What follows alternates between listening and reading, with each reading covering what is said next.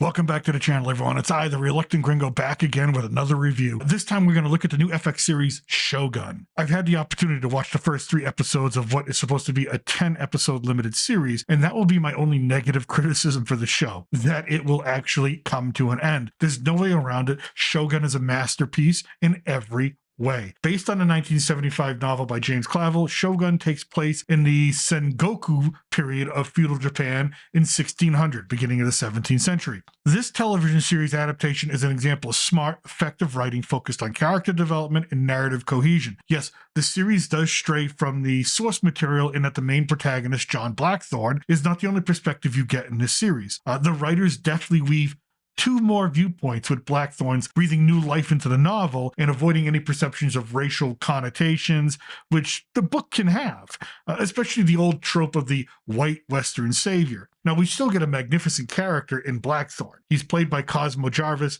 The writers still protect him as a man and as a central figure that motivates the story and motivates the story and the action forward. It makes him someone who is flawed, driven, centered, smart, and yet vulnerable and emotionally intelligent at the same time. And again, we are also graced with the lead performance of Hiroyuki Sanada, an actor who has made himself known over the years of the last 2 decades to American audiences. And again, total apologies for any mispronunciation. Japanese is not my formal language, nor am I very familiar with it. So again, I apologize for any mispronunciation. Now, he's instantly recognizable by American audiences by his face.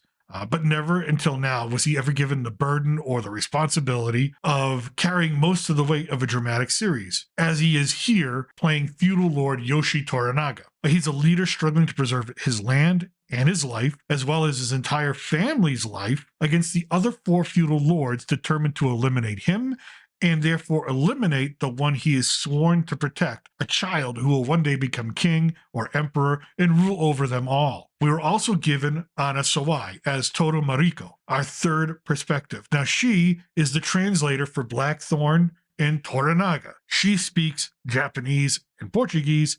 Blackthorne speaks English and Portuguese. Toranaga speaks Japanese and Portuguese, or speaks Japanese. So she plays a pivotal role in basically bridging those 2 characters together. She's a woman who takes great joy in being a mother, and that's obvious in the series when you see her interact with her son. She has great frustration with their marriage and how she is treated by her husband. Not so much like treats her poorly, but doesn't give her the status that I think she deserves with the role in which she actually performs within this feudal lord's house. And she's also a woman struggling with the tenets of her Christian faith as it conflicts with her duties to her feudal lord and her Japanese heritage. Now, I am only 3 episodes in, as they only come out one at a time every Tuesday on FX, but damn, you can tell that when the producers signed on to this one series, they were committed. They were committed to delivering stellar production quality. The sets, the costuming, the practical and visual effects are the best you're going to see in a television show, and better than some feature films. The historical accuracy of what feudal Japan was actually like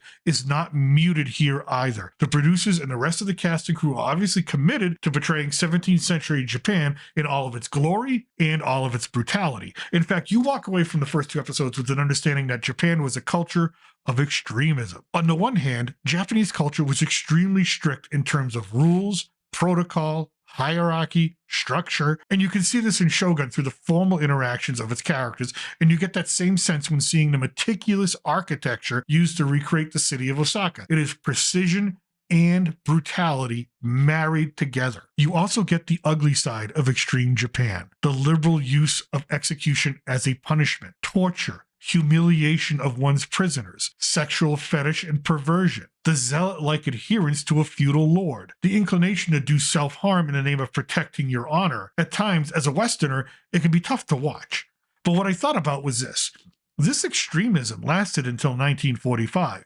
This penchant for violence is only cut off by an act of even greater violence, dropping an atomic bomb. And ever since then, Japan's extremism has had to change, and thank God for that, because what you see in Shogun is the real deal, and it is both fascinating and terrifying to watch. So if you're looking for something new for entertainment, you cannot do any better than this show. Everything about it, acting, directing, writing, cinematography, visual effects, are all executed with perfection, and by the time this 10-episode show is over, it will have set a new high bar for television that competitors like Amazon and Netflix and Apple will have to work damn hard to match in the future. And that's my review, and that's what I think. Let me know what you think in the comment section below, and click on the thumbnails for more movie reviews and rankings and more pulp culture commentary. With that, I'm still your reluctant gringo, and from south of the border, salud and a huevo.